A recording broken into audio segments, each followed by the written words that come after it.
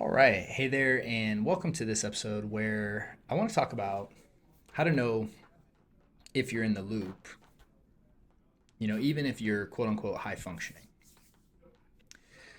And this is where, I think I want to make more episodes on and really emphasize this idea because it's like something I know intuitively, but I don't know that I communicate it well in the episodes and what I put out there. So a lot of times what will happen is people measure how they're doing in their results and recovery and all this stuff incorrectly.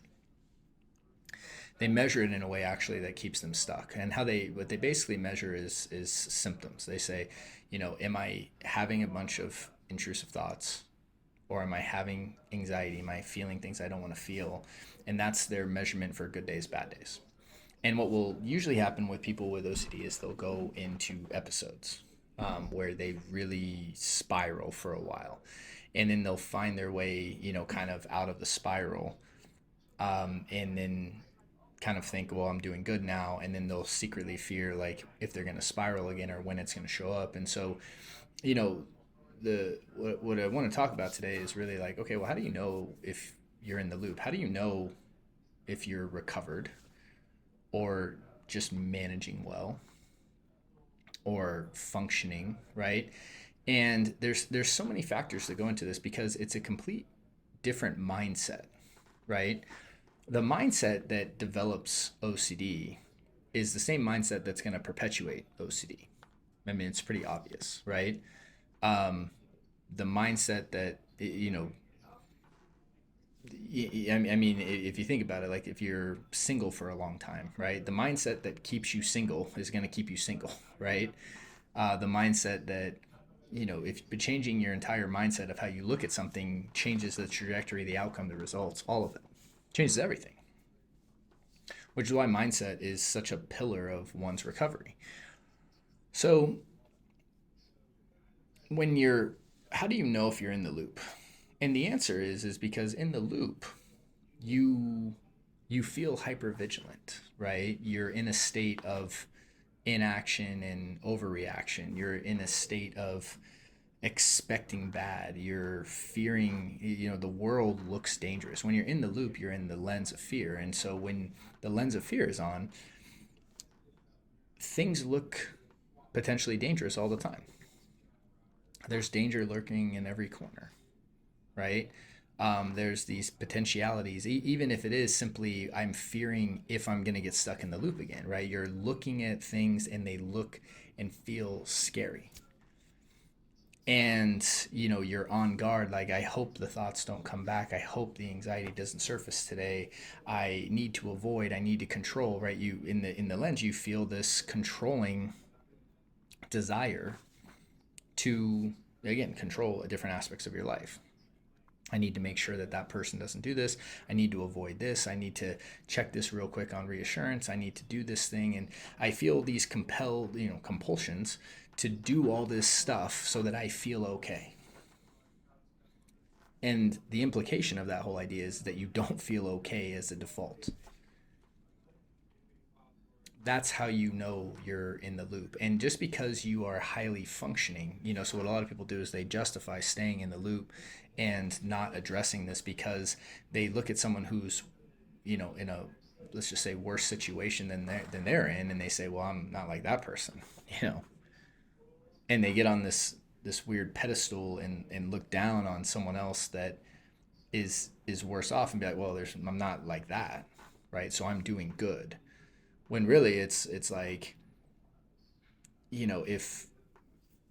if you were to really see what it's like out of that, out of the loop itself, you would realize you're really not doing good, quote unquote. You're functioning in that state, and that so much more is available to you.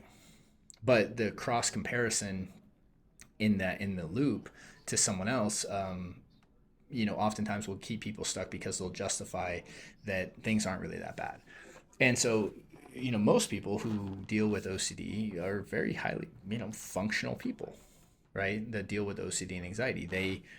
They may do 2-3 hours of compulsions throughout the day, but they have their jobs, they have their families, they, go about their lives, and most people would never know.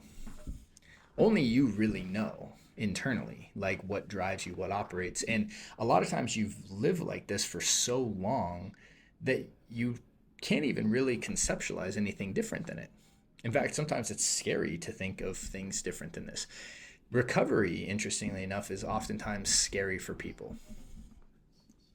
And the reason is because recovery, and what I mean by recovery is getting out of this loop where fear doesn't run your life. And when fear doesn't run your life, you don't need to control. You don't need to avoid. You're able to just be.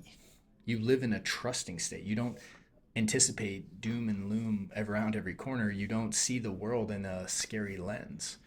The world actually looks completely different. Your life is very different. It's not even that it looks though, it is different. And what recovery means sometimes is that we have to look at time that we spent in the loop and see what we sacrificed by staying in the loop. And that's scary to people. We know that could potentially be part of it. So we avoid pursuing it. We justify staying. And being high functioning in the loop, well, that's better than being non-functioning. I mean, I guess I will concede to that idea, but there's so much more available. And to settle there, right? You're leaving so much on the table. So, when we talk about what it looks like in that loop and what it looks like outside of that loop, I think the thing that I really want to emphasize in this message is like,